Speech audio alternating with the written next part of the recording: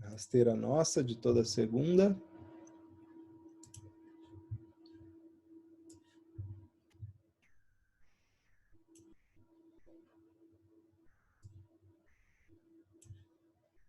Vamos voltando, prezados aluninhos e aluninhas.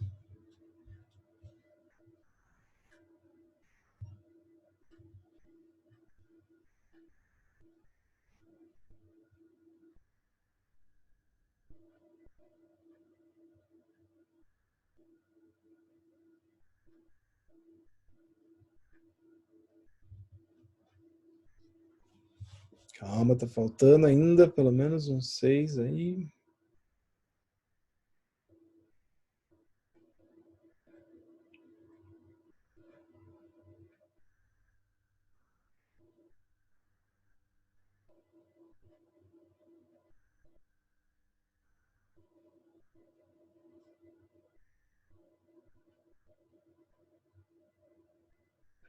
Certo. Então, praticamente qualquer produto, qualquer bem, né, qualquer coisa pode ser considerada produto, tá? Para fins de aplicação do Código de Defesa do Consumidor. Muito bem. E serviço? O que é? Aqui é importante a gente fazer uma diferenciação. Tá? Então, diz lá o parágrafo 2º do artigo 3º do CDC. O que é serviço? Vamos fazer a leitura. Qualquer atividade, veja, já começa assim, qualquer atividade fornecida no mercado de consumo. Você anunciou uma atividade, a princípio, ela já pode ser considerada serviço. Tá? Mediante remuneração. Se for gratuito, pode ser considerado serviço? Não pode. Se você vai arrumar aí, né, o famoso caso, você vai arrumar o computador de um parente. Né? Por quê? Porque você vai fazer um favor. Fala, não, você sabe mexer? Sei. Então arruma para mim? Arrumo. Não vai cobrar nada. Não cobrou e não resolveu o problema.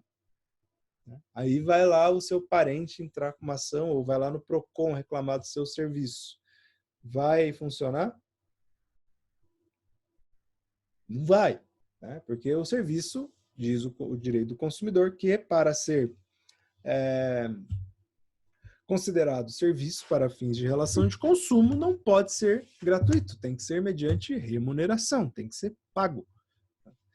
Inclusive, então também entra nessa lista tudo que for de natureza bancária, financeira, de crédito e securitário também aplica as regras do Código de Defesa do Consumidor. Muito bem. Qual é o grande problema aqui? Qual é a grande vírgula aqui? É cuidar com as relações decorrentes da relação de trabalho. Tudo que for de caráter trabalhista, as relações de caráter trabalhista não aplicam o CDC. Eu não uso o Código de Defesa do Consumidor, eu uso a legislação trabalhista, tá? CLT e outras leis. Então, como que a gente vai fazer para dizer se é ou não, tá, serviço aquilo que está sendo prestado ou se é emprego, né? Se é vínculo empregatício? Nós vamos ter que analisar se estão preenchidos os requisitos do contrato de trabalho. Pessoal, não é para decorar isso, tá? Eu vou falar com vocês, vou dar um exemplo e a gente vai ver os requisitos do contrato de trabalho, mas ainda não é para vocês, né, decorarem isso, é só para fazer essa diferenciação. Então, serviço, qualquer atividade fornecida no mercado de consumo, mediante remuneração. Muito bem. Então, você vai contratar um pintor para realizar a pintura da sua casa. Quando esse pintor vem desenvolver essa atividade, pessoal, a gente tem que tomar um cuidado para ver se a relação que nós vamos desenvolver com esse prestador de serviços, a princípio, não é vínculo empregatício. Como que faz isso? Não é dizendo assim, não é porque é normal o pintor vir na casa das pessoas e nunca ser relação de emprego. Não é assim. A gente tem que analisar requisitos do contrato de trabalho. Então, primeiro passo, a primeira coisa que faz é vínculo de emprego? Será? Vamos analisar. Quais são os requisitos do contrato de trabalho? Primeiro, ser pessoa física. O empregado, ele não pode ser pessoa jurídica, ele tem que ser pessoa física. Por isso que muitas empresas tentam burlar o contrato de trabalho, fazendo com que a pessoa crie lá uma empresa, uma MEI, né, e contratem essa pessoa como pessoa jurídica, porque isso fugiria de um dos requisitos do contrato de trabalho, né, que é ser pessoa física quem vai prestar o serviço. Claro, esse é um fenômeno da pejotização, não funciona assim, né? Não é só porque é pessoa jurídica que vai ser desconsiderado o contrato de trabalho, mas não é matéria que interessa para a gente agora. Agora a gente está falando aqui de comparação de direito do consumidor ou direito do trabalho. Então, o primeiro requisito que a gente está vendo, ser pessoa física. O pintor que vai na sua casa realizar essa pintura é ou não é pessoa física? Né? Vamos dizer que ele não tem uma empresa, ele só é uma pessoa que você conhece que realiza pintura. Você vai, vou te contratar para realizar a pintura, ele vem, pessoa física, beleza. Primeiro requisito do contrato de trabalho, cumprido, sem problema. Segundo, né? Pessoalidade, é um requisito do contrato de trabalho. O que quer dizer o quê? Essa pessoa ela não pode ser substituída. Tá? Isso para ser contrato de trabalho. Para você faz questão que seja o fulano X que realize a pintura ou você está interessado em que a pintura seja realizada de maneira competente e que o serviço seja bem prestado?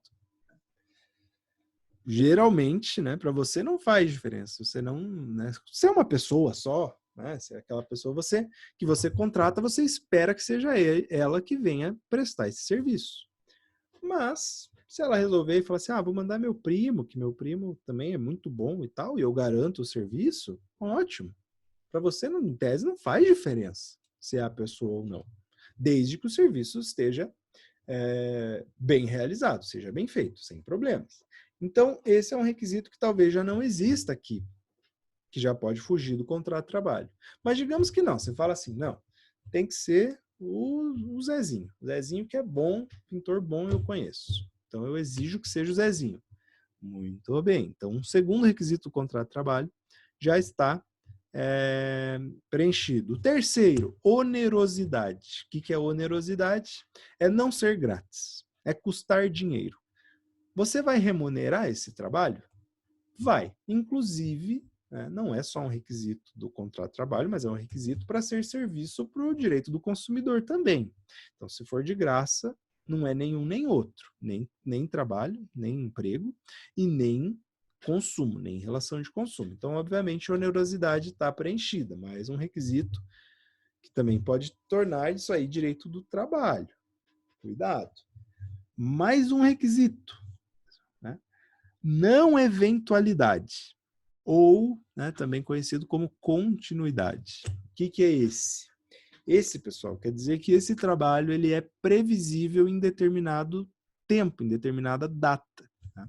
Não quer dizer que tenha que ter uma certa quantidade de dias ou horas que a pessoa trabalhe. Não quer dizer assim, se a pessoa trabalha mais de 3 dias na semana, é direito do trabalho, é empregado. Não necessariamente, não é assim que funciona. Por exemplo, eu como professor, se eu desse só essa aula para vocês, toda segunda-feira, das 10 horas da manhã, das 10 da manhã às 11h40, seria 1h40 por semana de trabalho. Daí não é empregado, não tem carteira assinada, nem relação de emprego, porque é só 1h40 na semana. Não é assim que funciona. Como funciona? É continuidade, é previsibilidade. Toda segunda-feira, esse professor está lá prestando esse serviço? Ele vai dar essa aula? Vai. Eu consigo dizer que ele vai estar lá esse horário. Muito bem. Provavelmente, então, a continuidade, a não eventualidade está preenchida. Mais um requisito do contrato de trabalho. Tá? E o nome não eventualidade vem disso. né? Não eventual porque não depende de um evento. Não depende de acontecer algo importante, algo que faça com que eu precise ir prestar um serviço, por exemplo. Se você combina com o pintor, que ele vai lá, segunda, quarta e sexta por 2 semanas pintar, porque você tem uma casa muito grande, né? Sei lá, por um mês, você está fixando uma continuidade, né? É uma não eventualidade. Talvez até discutível, né? Claro que é discutível. Fala, não, a pintura é algo eventual, né? Ele não é empregado porque ele não presta serviço de maneira contínua. É só porque tem que pintar. Acabou a pintura, acabou o serviço. Discutível, tudo bem. Vamos considerar que não, que isso é trabalho previsível. Ele vai estar ali naqueles horários combinados. Então, a princípio, continuidade presente. Muito bem. Um último requisito, e é aqui que eu acho que mora, né, a diferenciação, é o da subordinação jurídica. Pessoal, na subordinação, né, quer dizer que o empregado ele é subordinado ao empregador. Ele responde, ele obedece ao empregador. O empregador fala para ele como trabalhar, onde trabalhar, que jeito trabalhar. E pro pintor, no nosso caso, eu acredito que não seja, né, que não exista a subordinação. Por quê? Porque você não vai falar, você não vai exigir dele como passar a massa corrida, como lixar a parede, como aplicar a tinta. Se você estiver gerenciando todos esses aspectos, cuidado, vai que você pode gerar um vínculo de emprego aí. Tá? Então, essa autonomia é importante resguardar. E aí sim pode ser considerado um trabalho autônomo, né? Ele não é controlado por você. Ele está prestando realmente um serviço apenas. Muito bem. Percebido que não é de caráter trabalhista a prestação de serviço, aí sim a gente vai analisar se é ou não direito do consumidor. Vejam, né? Na maioria dos casos, você não vai precisar fazer todo esse caminho e pensar tudo isso, né? O que eu estou mostrando para vocês é que existe uma lógica, existe um caminho, seguindo a lei, seguindo o que diz a norma, para a gente chegar nessa conclusão. Mas no dia a dia a gente não precisa parar e fazer isso. Na maioria dos casos é óbvio se é ou não relação de trabalho ou se é direito do consumidor ou não. Às vezes não tão óbvio assim, mas de qualquer maneira, na maioria dos casos, para nós, seria direito do consumidor. Muito bem. Então, aparentemente, o que ele presta, né, é uma atividade mediante remuneração no mercado de consumo. Ele faz propaganda, ele vende para qualquer um aí o serviço dele. Você, consumidor, está utilizando isso como destinatário final, ótimo. Aplico regras da relação de consumo. Cada um entrou em seu papel, você no artigo 2º, consumidor, ele, prestador de serviço, no artigo 3º, fornecedor. Tá? Agora, o que foi percebido? Né? Para que foi criado o direito do consumidor? Para que ele veio a existir?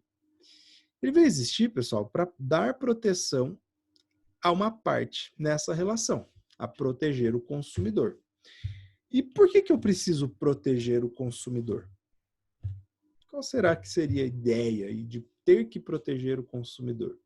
Então, a jurisprudência, né, os tribunais, eles passaram a entender, pessoal, que existe uma noção de vulnerabilidade no consumidor.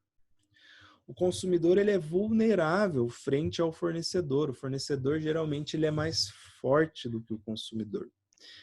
Às vezes, o que eu falo, né, para fazer o exercício é pensar assim, putz, nesse caso que eu estou realizando essa compra de um produto ou de um serviço, quem que pode ser enganado mais fácil? Eu engano ele mais fácil ou ele me engana mais fácil? Putz, eu acho que ele me engana bem mais fácil. Então, pode ser ali que exista essa vulnerabilidade. E existindo essa vulnerabilidade, é 99% de chance, né, de que é aplicado, no caso, ser o direito do consumidor. Então, quando tiver situação de vulnerabilidade, mesmo que não seja destinatário final do produto, você pode ser considerado consumidor. Aqui, né, para a pessoa jurídica, faltou vulnerabilidade, não aplica o CDC. Vamos dar um exemplo. Eu sou uma empresa de... deixa eu pensar. O que eu faço? Eu produzo máscaras de...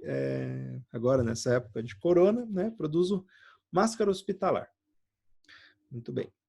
E para higienizar o meu espaço, né, da minha fábrica, eu tenho que comprar produtos de limpeza. Muito bem. Eu manjo de produto de limpeza ou não? A minha empresa, essa é a atividade dela? Lidar com produtos de limpeza? Não, né? Meu produto que eu produzo, que eu forneço, é máscara de proteção. Logo, frente a fornecedor dos produtos de limpeza que eu uso, eu sou ou não sou consumidor? Sou. Quem entende mais de produto de limpeza? Meu fornecedor ou eu? Meu fornecedor. Se fosse poder me passar para trás, seria mais fácil, né? Eles me enganarem com o produto ou eu enganar eles, né? Na compra, na relação, no contrato. Eles, porque eles manjam muito mais. Logo, sou consumidor. Tá? Muito bem.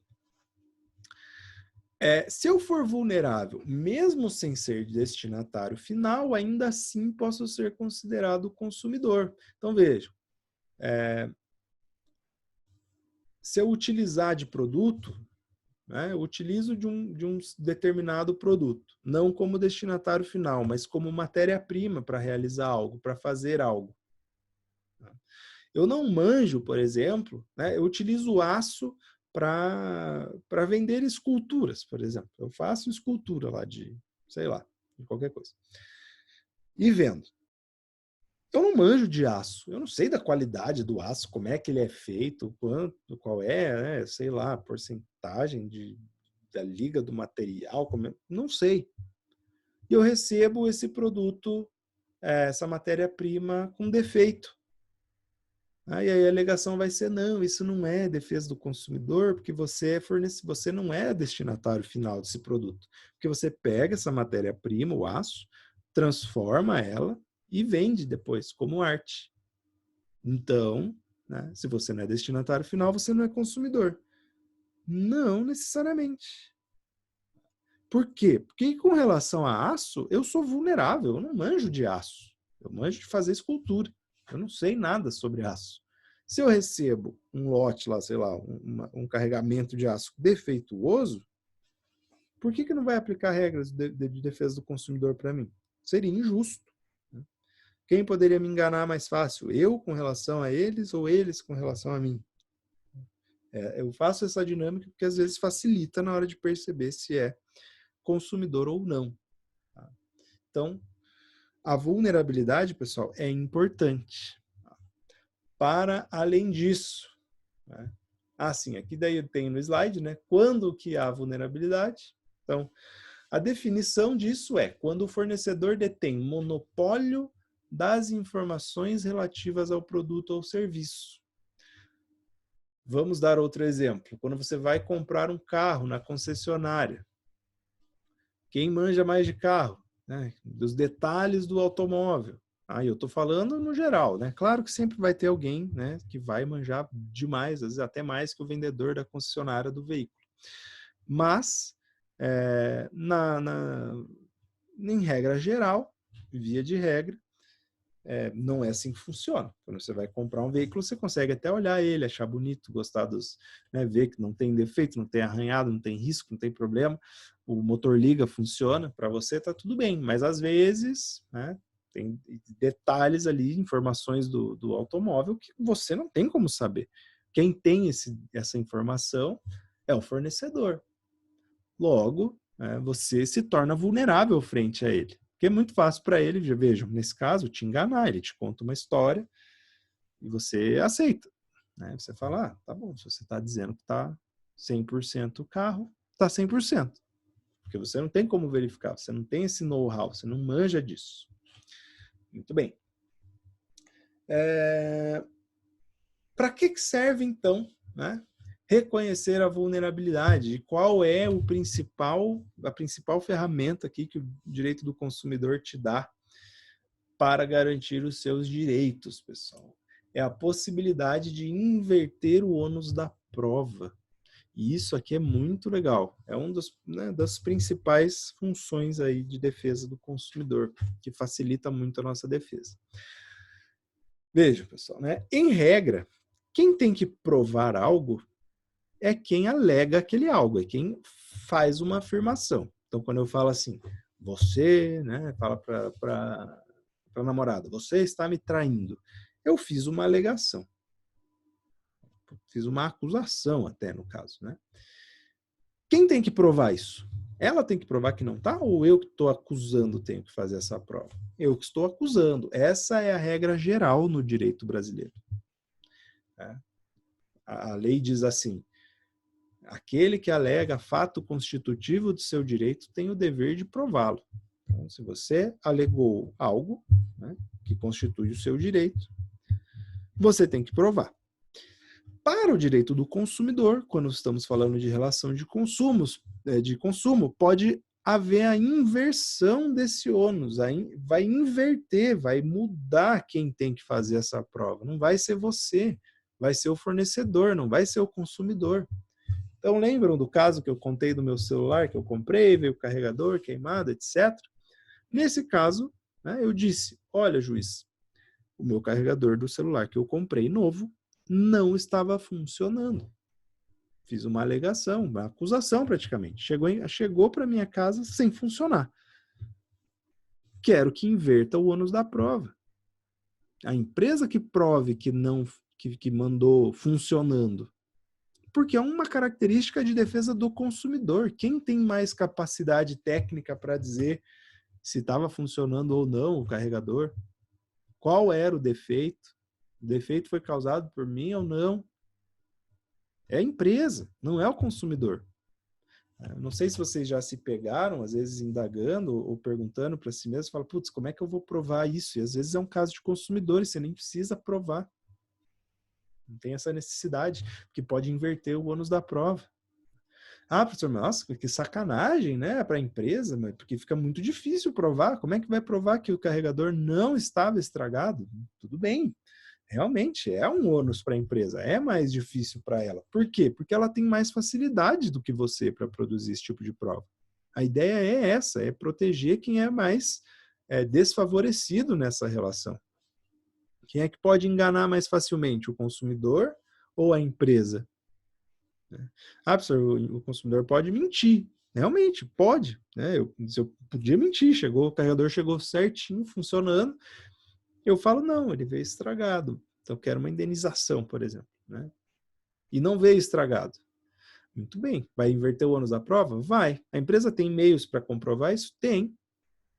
Ela pode realizar uma perícia nesse carregador, pegar esse carregador e testar, etc., sob pena, inclusive, né, de uma grande multa para quem faz a alegação desse falsa, né, a alegação de má fé.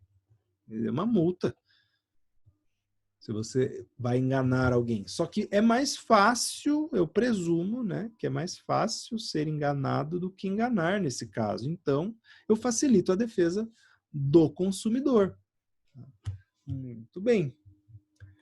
Onde diz isso? O artigo 6º do Código de Defesa do Consumidor, ele fala, né, ele traz para a gente alguns direitos básicos do consumidor. Vamos dar uma lida aqui. Ó. São direitos básicos do consumidor.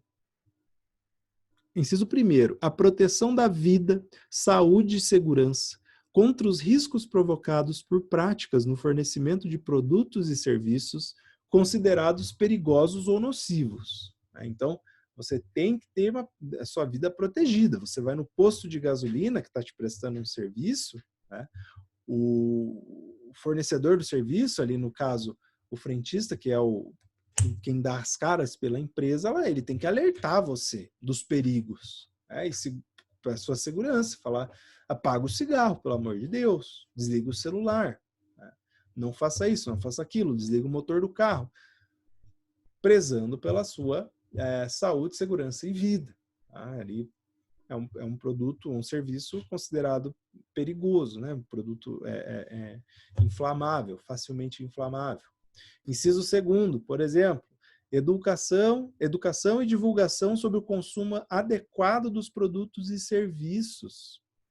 Vejam, né? Vocês têm que indicar no produto como é que faz para consumir aquele produto que está sendo vendido. Não posso simplesmente colocar dentro de um pacote e consumidor se vira. Tem que ter as informações adequadas. Né? Então, vocês vão ver lá que no pacote do miojo está dizendo que são 3 minutos na água fervendo. É isso. Está lá a informação para você como é que funciona. Geralmente tem cuidado, né? A água quente pode causar queimaduras. Né? Eles tentam informar a mais, inclusive. Né? Não sei se vocês ficaram sabendo de um caso nos Estados Unidos que a moça serviu para o gato, uma senhorinha de idade, serviu para o gato uma ração, o gato junto com a lata de metal.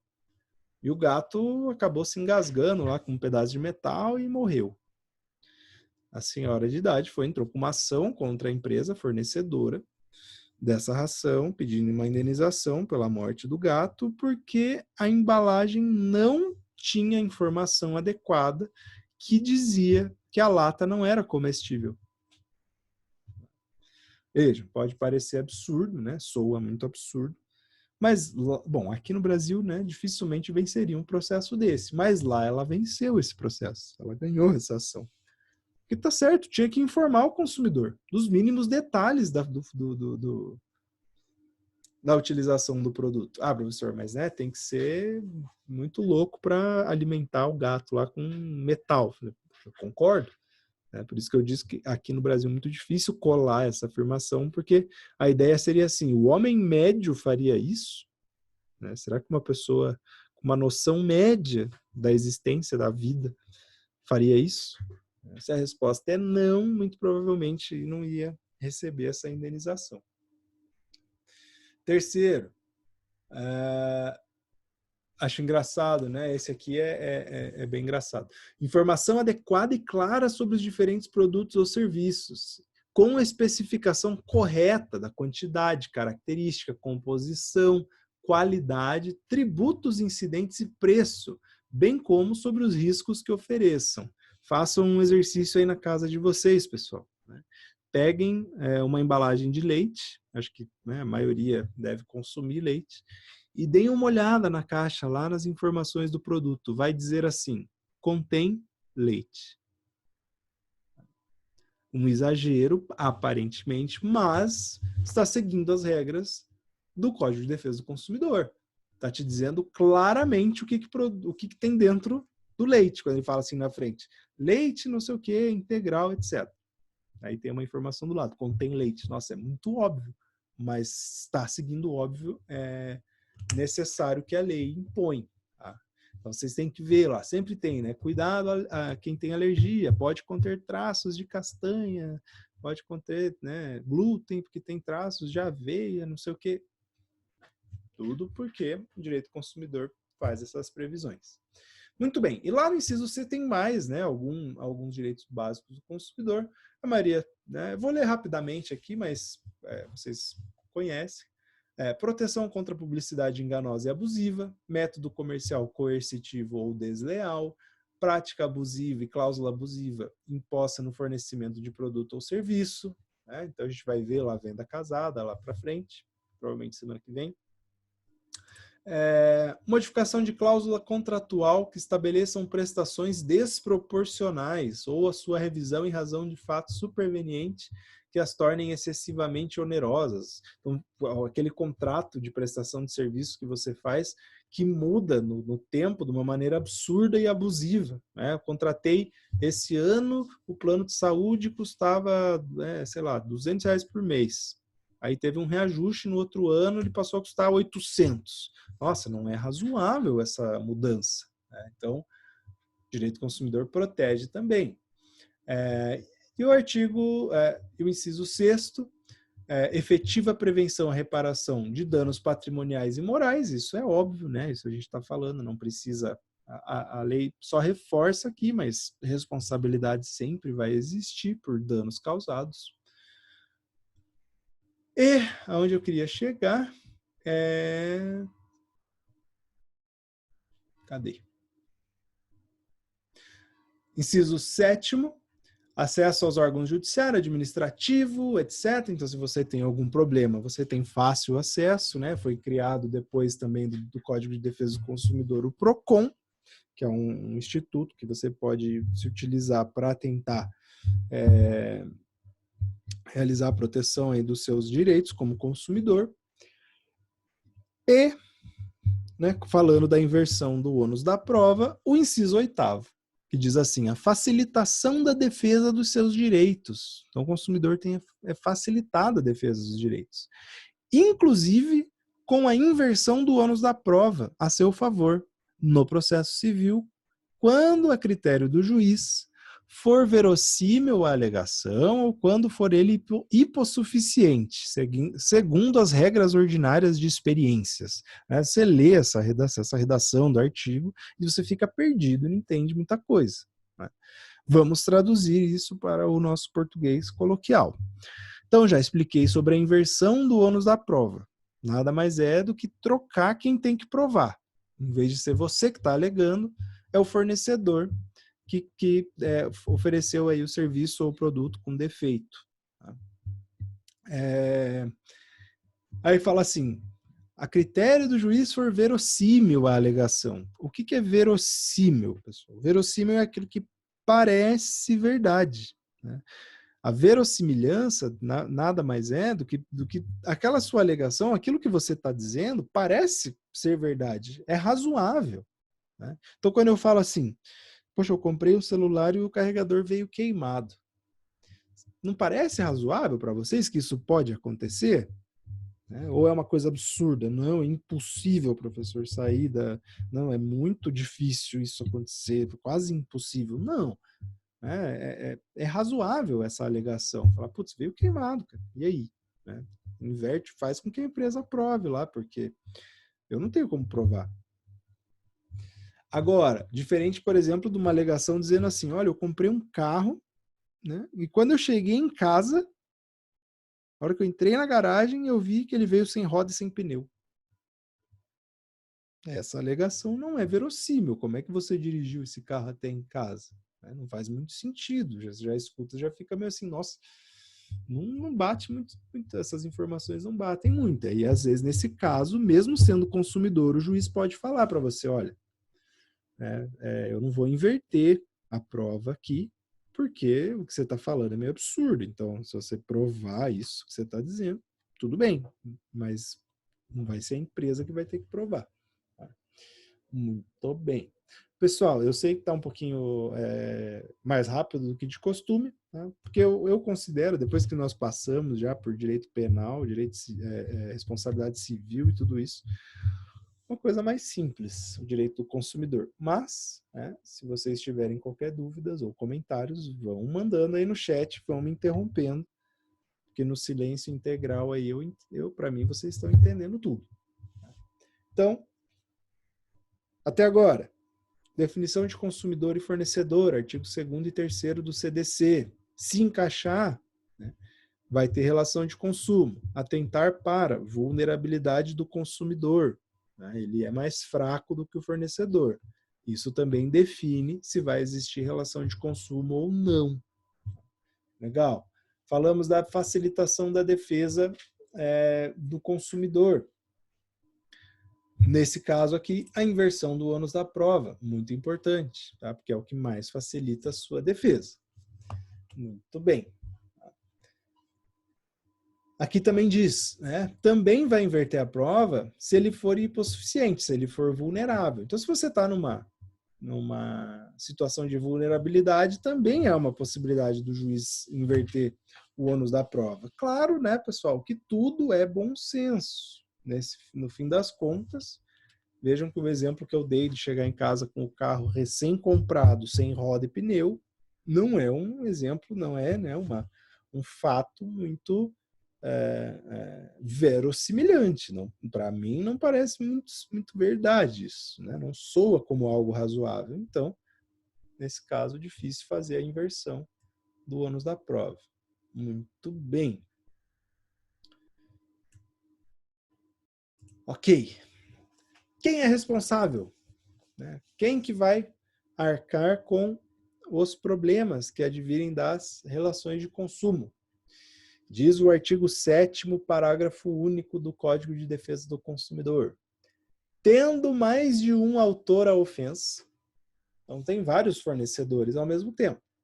Né? Você comprou um produto importado de uma loja online que foi entregue por uma transportadora terceirizada. Então você tem aí 4 figuras. Você tem o fabricante do produto, você tem a loja que te vendeu, você tem o importador do produto que distribuiu esse produto para a loja e você tem a transportadora que realizou o transporte da loja até você, do produto. O que diz lá? No artigo 7º, parágrafo único. Tendo mais de um autor a ofensa, todos responderão solidariamente pela reparação dos danos previstos nas normas de consumo. Quando fala solidário aqui, pessoal, pro direito, não é aquela solidariedade de caridade, tá? Não é de se importar com o próximo, né? Ser solidário. Não. Ser solidário nesse caso é que eles todos vão pegar um na mãozinha do outro e responder juntos.